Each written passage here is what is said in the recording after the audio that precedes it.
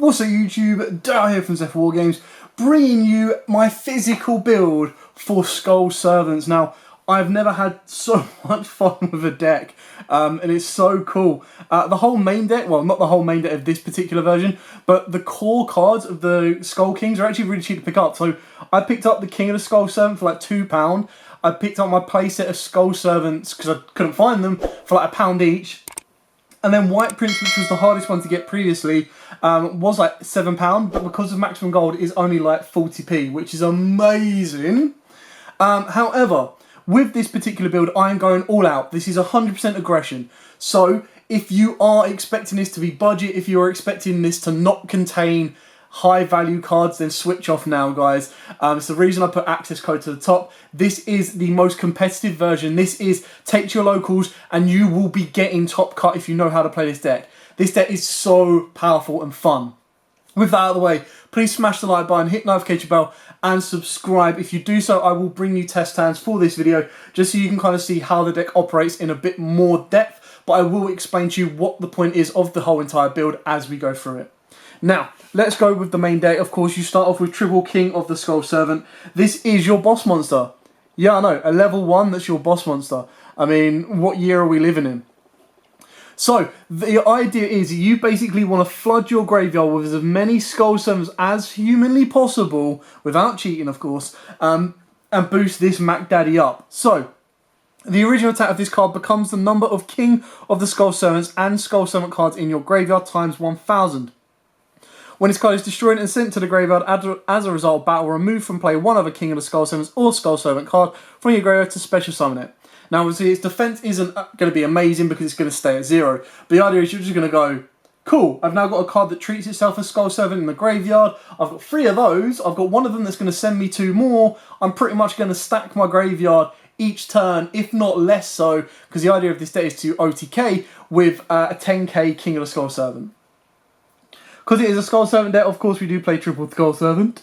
So, yeah, what more needs to be said? I don't play the Unexpected Die version of this deck, where basically the idea is you would play Unexpected Die, get Skull Servant out. Skull Servant can go into like Link Spider, you get another Skull Servant out. But it's just a way of getting Skull Servants from your deck to the field to then to the grave. Then, of course, the most expensive card, which is now the cheapest card around at 40p from Tier 0 games, use your discount code, will be even cheaper, is, of course, White Prince. So, if this card is sent to the graveyard, you can send 1 Skull Servant and 1 Lady of White from your hand and or deck to the graveyard. You can banish 2 Skull Servants and this card from the graveyard, special summon 1 King of the Skull Servant from your deck. This card's name becomes Skull Servant while in the graveyard. Now, in this current build, we've got 2 core cards that are going to send this from our hand to the graveyard. There is another couple of cards, there are 2 more cards that are going to be able to do, or one of them's the same, that's going to be able to send it from deck to the graveyard. Now, obviously, the idea of the White Prince is it gets you your King of the Skull King of your Skulls from outside your deck. So it's another consistent, technically it's like playing 6 copies, but on top of that, he's also putting Skull Servants in the graveyard for you to then boost up the effects, and then you have other Skull Servant effects you can trigger off from there. Then we've got triple White Mare. Now, the only disappointment with White Mare is it's actually a foil. Whereas Lady in White and White Princess don't have foil prints, neither does White Prince. If you want to get King of the Skull Servants and Skull Servant in like higher rarities and foils, you're looking at like 45 quid for Skull Servant, so an extra £42. And for your Skull Kings, I think you're also looking at the same as well. I think you're looking at like £39 of a bump up, which to me, no. Anyway, White Mare. This card's name becomes Skull Servant while in the graveyard. You can discard this card, then activate one of the following effects. Target one of your banished Skull Servant or White Mares, return it to the graveyard. Target one of your banished Lady in Whites or King of the Skull Servant and special summon it. So, the idea is, like we said with White Prince, you're going to be banishing your cards off of that. You then combo it off with White Mare. White Mare's then going to be able to ditch itself to either revive a King of the Skull Servant, or it's going to allow you to put your White Mare back into the graveyard. And then you're going to be able to go from there and pretty much extend plays further forward. And again, you're just putting Skull Servants back into the graveyard. Then we've got triple Lady of White. Again, these are all self-explanatory in a sense. So face up, level 3 or lower zombie monsters on the field except herself cannot be destroyed by battle. Also, they are unaffected by spell and trap cards unaffected by spell and trap card and effects. This card's name becomes Skull Servant 1 in the graveyard. Now, literally, you just want to be pumping her into the graveyard, but She got a big old booty. She is 2200 defense, so just a set pass, not that you ever want to do that, can really, really catch your opponent off. And then to finish off the family, we've got Triple White Princess. This card's name becomes Skull Servant while it is in the graveyard. If it is normal or special, you can send one White Prince from your deck to the graveyard.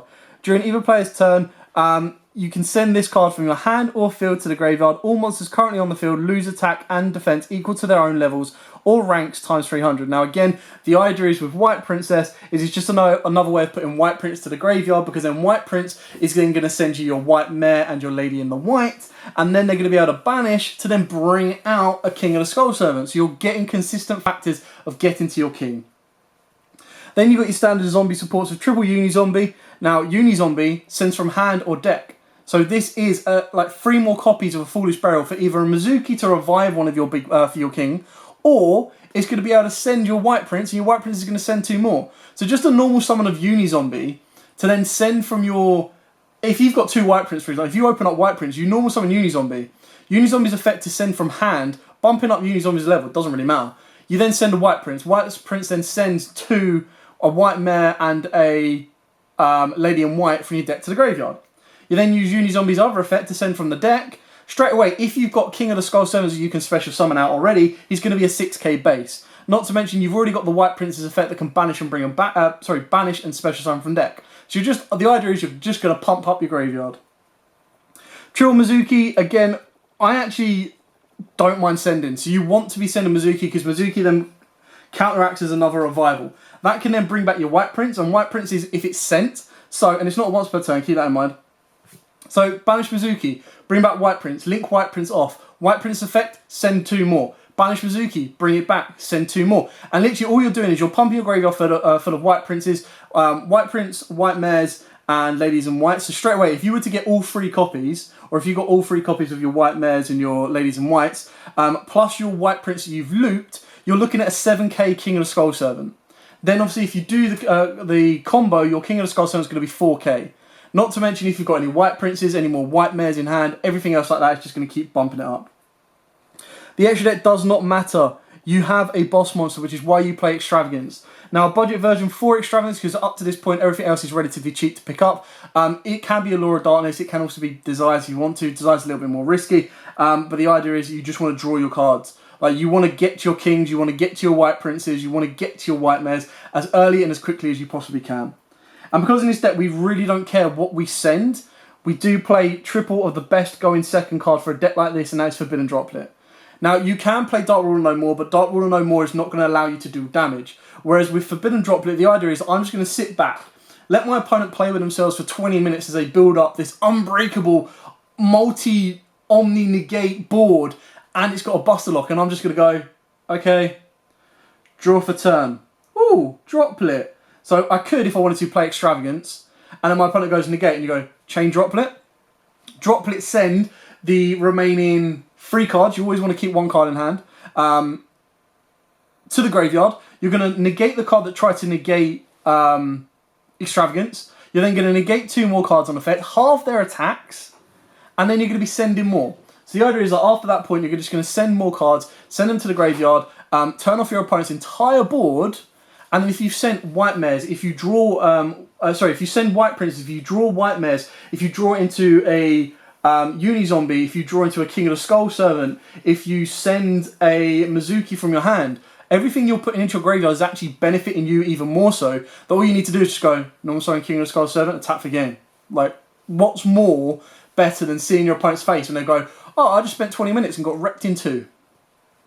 Because we play a lot of level 1s, we do play triple Where Art Thou. Now, obviously, again, the idea is that you're going to get to your White Princes, you're going to get to your White Mares, or you're going to get to your King of the Skull Servants, which is also why we play double of the brand new card, Jack in the Hand.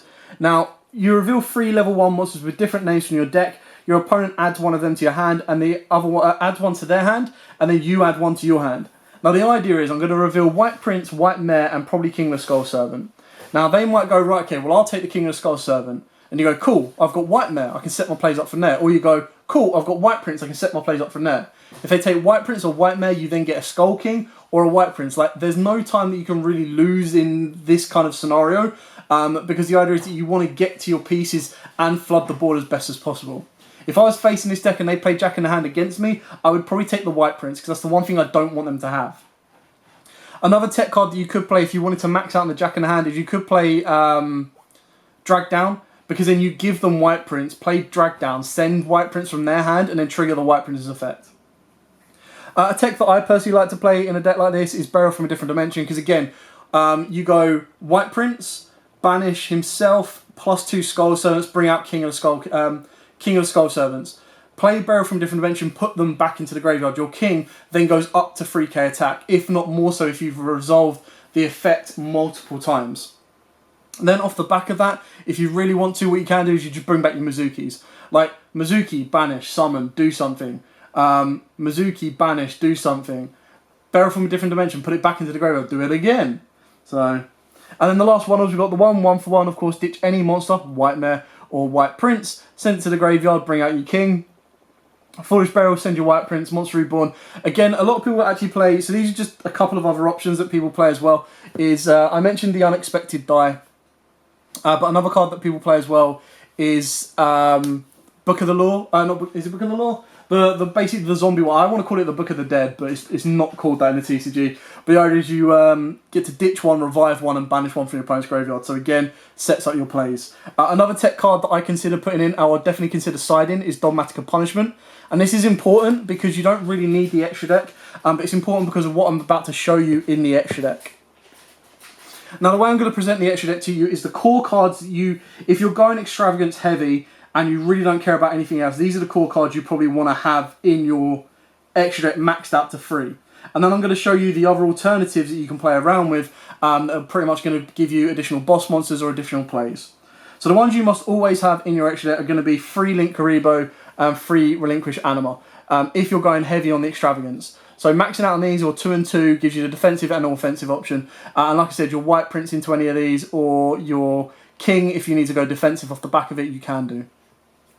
Then I'd also advise a Vampire Sucker, because if you can bring back one of your opponent's monsters, it does go into defense, but then you also have the ability to kind of attack directly, not attack directly, sorry, but just clear it off anyway, and you get an additional draw off a Vampire Sucker.